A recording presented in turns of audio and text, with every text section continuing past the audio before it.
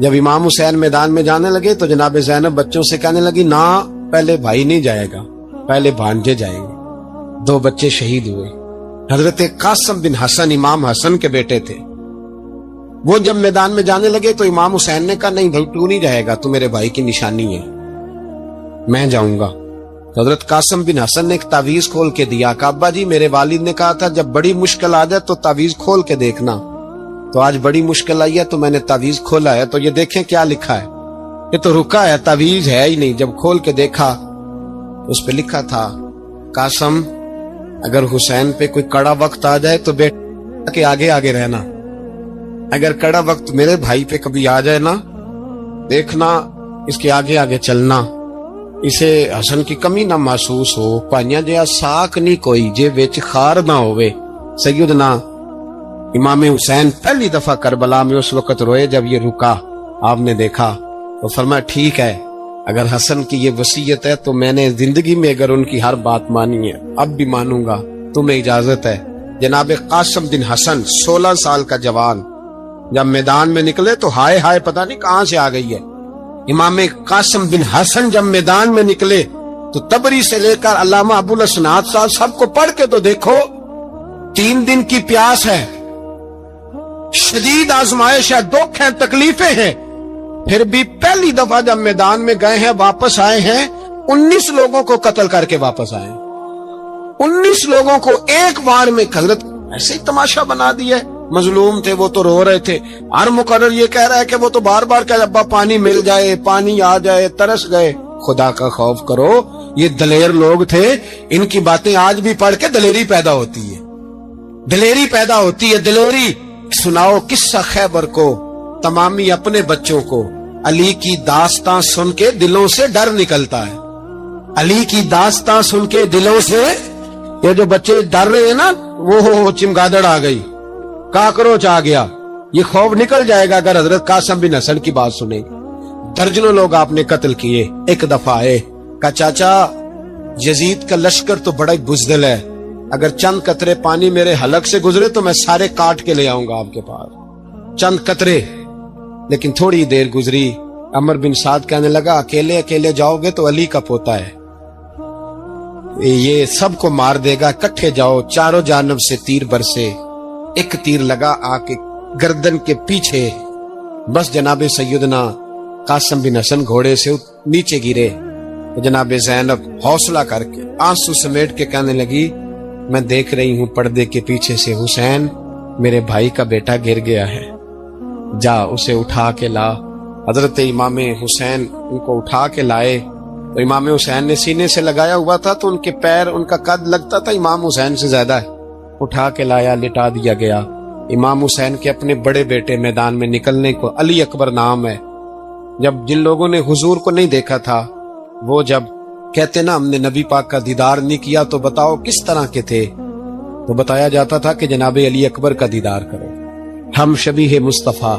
اور جب وہ گلیوں میں نکلتے تھے تو عورتیں چھتوں پہ چڑھ جاتی تھی۔ جناب علی اکبر رضی اللہ تعالیٰ عنہ تلوار لے کے میدان میں نکلے، جوان بیٹے دینے بڑے مشکل۔ او یارو رٹا کیا ہے یہ تو بتاؤ، کہ ظالم آدمی حکمران، یار یہ رٹا ہے، ایک ظالم کا رستہ روکنا ہے، اس رٹے کے لیے ہم شبیہ مصطفیٰ۔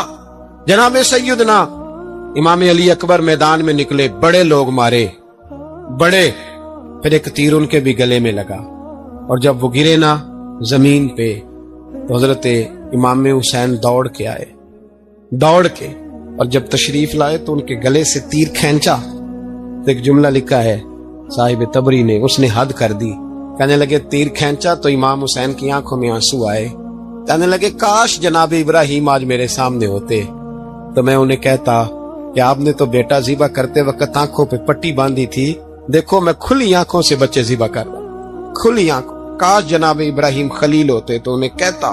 جناب علی اکبر بھی شہید ہوئے۔ حضرت علی اصغر کو تو اچانک اٹھایا تھا امام حسین، باہر نکلے تو گردن پہ تیر لگا تو 6 مہینے کا بچہ وہ بھی شہید ہوا، خون اچھالا آسمان کی طرف تو کہا مولا دیکھ لے میں نے 6 مہینے والا بھی نہیں بچایا، وہ بھی دے دیا ہے۔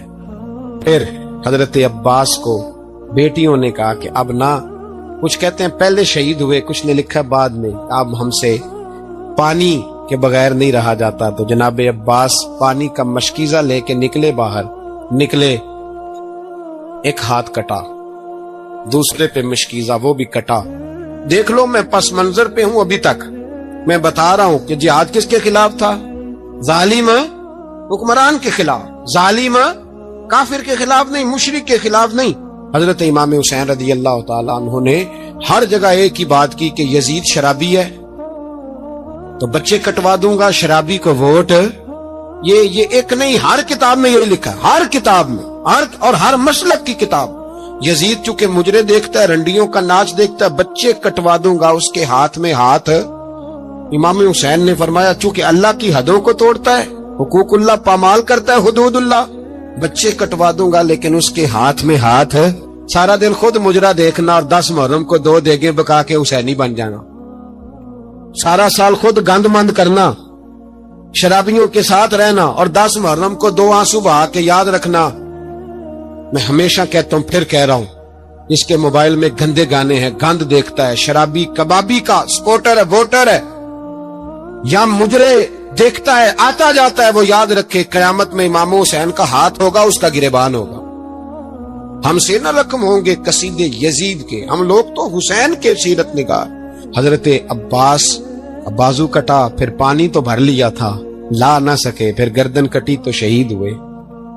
بچوں کی بھی شہادت ہوئی، پر جب ان کا لاشا اٹھایا تو امام حسین کہنے لگے مولا اب نہ حسین کی کمر کمزور ہو گئی ہے، اب کمزور ہو، اور بھائی ایک میت ہو جائے تو 4-5 دن تو پوری آنکھیں نہیں کھلتی، کیسا جری خاندان ہے۔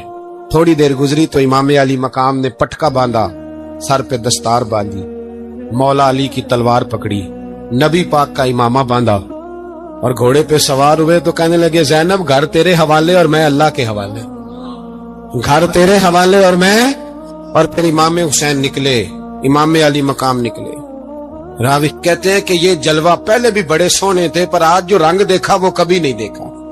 کیا انداز تھا، جدھر جاتے نعرہ لگاتے تو حد ہو جاتے۔ اتنے لوگ امام حسین نے کاٹے، اتنے کاٹے، پھر واپس پلٹ کے آئے اور کہنے لگے زینب ذرا پردے کے پیچھے سے دیکھ تو صحیح میری بہن، ان بزدلوں کو جرت ہی نہیں ہو رہی حسین کے مقابلے میں آنے، ایک دوسرے کو دھکا دیتے، تو جا تو جا، پھر اکٹھے وار ہوئے۔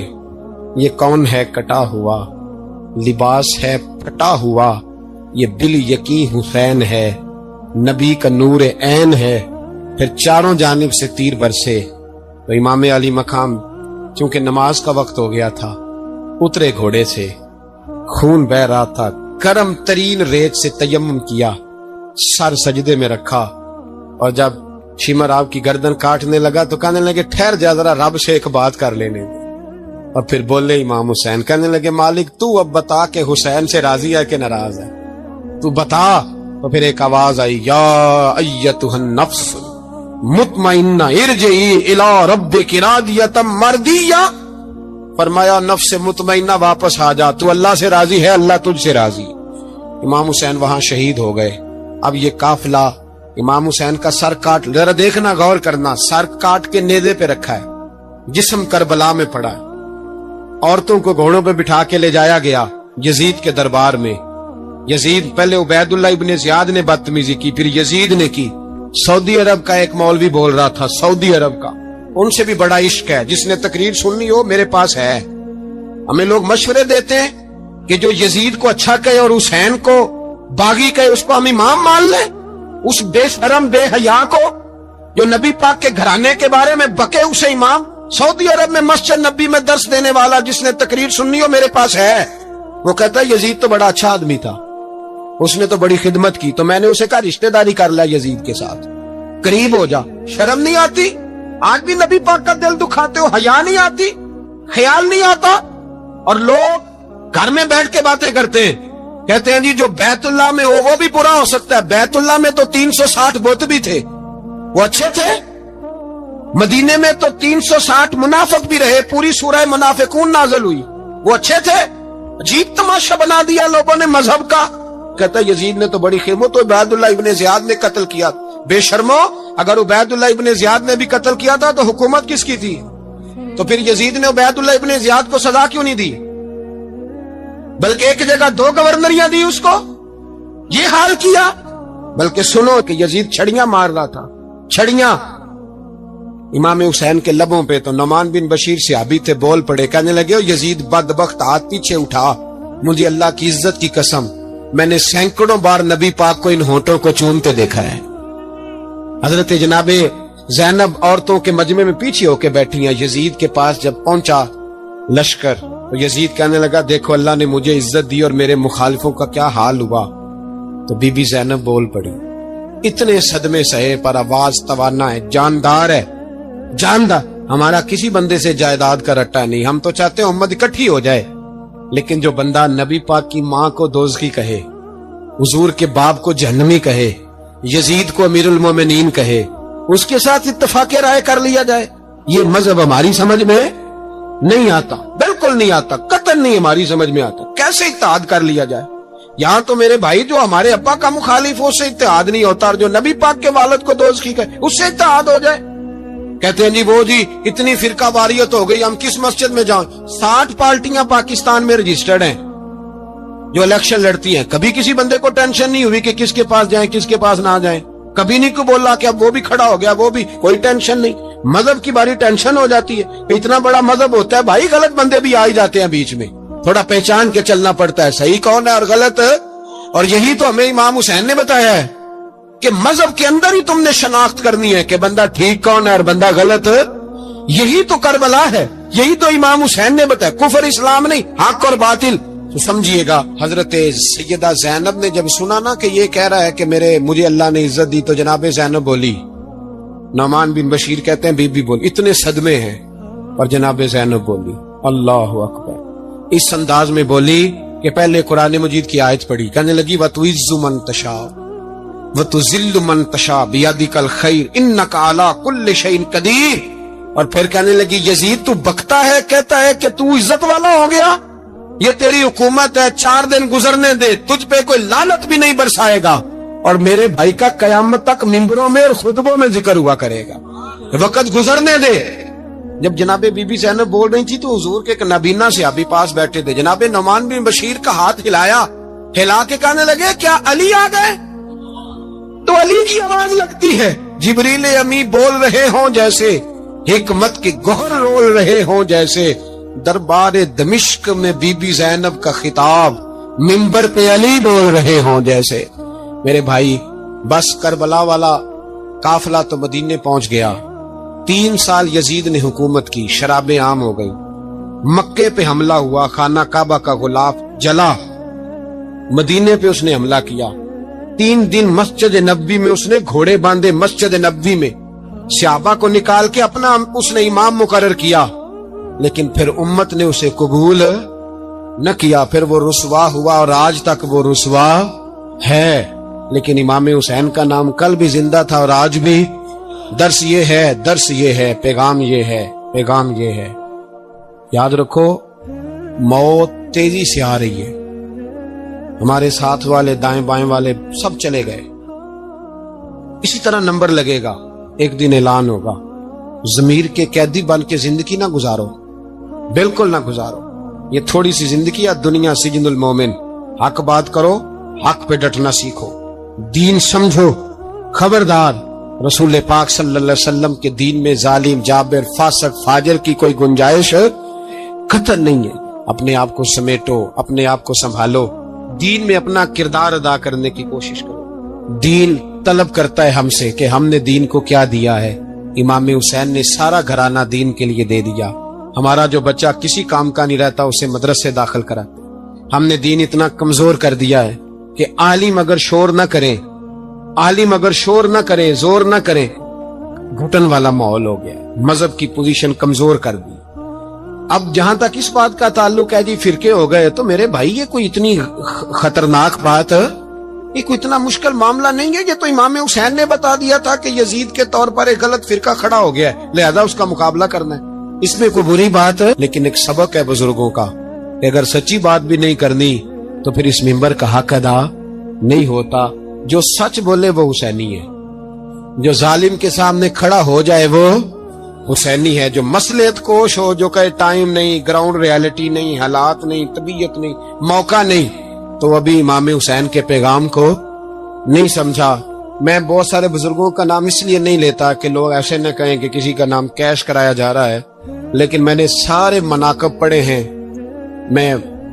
میری لائبریری میں کتابیں ہیں, میں پڑھتا رہتا ہوں, میں سفر میں بھی ساتھ رکھتا ہوں. لیکن حضرت شیخ عبدالصبور بیگ منشور ہزاروی کا شعر امام علی مقام کے مقابلے میں اس طرح کا ہے کہ مجھے سارے شاعروں سے زیادہ وزنی محسوس ہوتا ہے. انہوں نے کہا تھا اس شاہ مشرقین کی, اس نور عین کی, مطلوب ہے جہاں کو قیادت حسین کی. دیکھیے ذرا حسن. میری گردن جھک جاتی ہے جب میں یہ بات کرتا ہوں, ایمانداری سے کہہ رہا ہوں, جوش خطابت نہیں. میری گردن جھکتی ہے جب میں یہ لفظ ادا کرتا ہوں. امام حسین کے گھر کے اندر یزید نے پیغام بھیجا. اس نے کہا جیسے کہو گے کر لوں گا, جتنے پیسے کہو گے دے دوں گا, جتنی مسجدیں کہو گے بنوا دوں گا, جتنے ادارے کہو گے تعمیر ہو جائے, مجھے نہ چھیڑو. آپ نے فرمایا نا. امام علی مقام میدان میں نکلے, ڈٹ کے نکلے, اور امام نے فرمایا میدان میں نکل کر کہ میرا وطن مدینہ ہے. امام علی مقام آرام سے مسجد نبی میں بیٹھے تھے. زمانہ پوری دنیا سے جاتا تھا, ہاتھ چومتا تھا, قدموں میں بیٹھتا تھا. اتنے بڑی عظمت والی بھی کوئی شخصیت ہوگی جس کے رگوں میں رسول اللہ کا خون دوڑتا ہے, جسے حضور اپنی زبان مبارک اس طرح وہ چوسا کرتے تھے جیسے عرب کے لوگ پیاس کے عالم میں کھجور چوسا کرتے تھے. اتنا بڑا بھی کوئی شخص تھا. لیکن جب دین پہ کڑا وقت آیا تو حسین نے مسجد کی خطابت نہیں بچائی, آستانہ نہیں بچایا.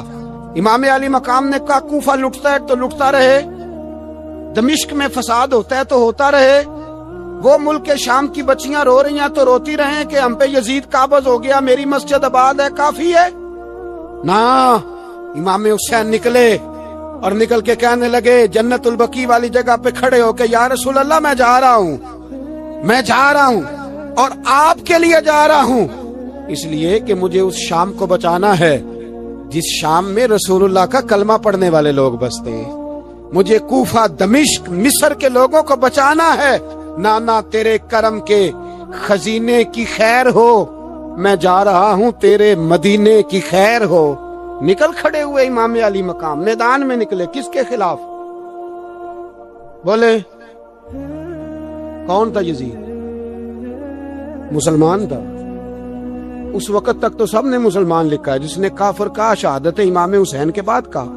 جرم کیا تھا؟ میری گردن جھک جاتی ہے جب میں یہ بات کرتا ہوں, ایمانداری سے کہہ رہا ہوں, جوش خطابت نہیں. میری گردن جھکتی ہے جب میں یہ لفظ ادا کرتا ہوں. امام علی مقام اس شخص کے خلاف نکلے. سارے خطبے امام حسین کے پڑھ کے دیکھو. امام حسین نے فرمایا یزید شرابی ہے. شرابی مسلمانوں کا حکمران ہو سکتا؟ آپ نہ بولیں بے شک, پر بات تو سچی ہے نا. امام حسین نے فرمایا شرابی کو ووٹ دیا جا سکتا؟ فرمایا رنڈیوں کا ناچ دیکھتا ہے جو مجرے دیکھے, جو رنڈیوں کے ناچ دیکھے وہ مسلمانوں کا حکمران ہو سکتا؟ امام حسین میدان میں نکلے اور 18 سال کے علی اکبر سے لے کر 6 مہینے کا علی اصغر دے دیا. لیکن شرابی کو برداشت, بے حیا کو برداشت تو میں کیسے کرتے؟ دوستی قاتل سے بھی, مقتول سے یارانہ بھی, اپنی جیب سے فلک سے چھپوا کے ظالموں, جابروں, بدماشوں کو ووٹ دیتے ہو.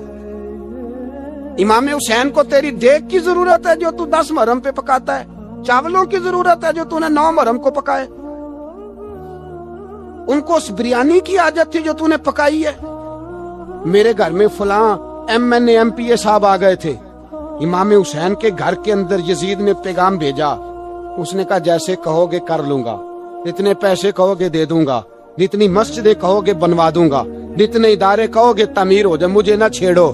آپ نے فرمایا نا, مسجد مدرسے اس وقت آباد رہتے ہیں جب حکمران صحیح ہوتے ہیں, اور جب حکومتیں غلط ہوتی ہیں تو پھر مساجد آباد, پھر مدارس کی آباد کاری ہو ہی نہیں سکتی.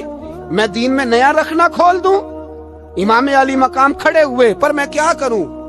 حکومت کیا کروں؟ حکومت سے کیا کہوں؟ اگر میری ملت کے اپنے جوان کے موبائل میں رنڈیوں کا ناچ ہو تو 10 محرم کو تو امام حسین کربلا میں تڑپ جاتے ہوں گے. اگر 9-10 محرم کو جو نکلا امام علی مقام کی بات کرنے کے لیے، وہ نوجوان اگر سگریٹ کا، شراب کا، بدماشی کا عادی ہو تو حضرت علی اصغر کہیں گے نا میری قربانی کا کیا بنا؟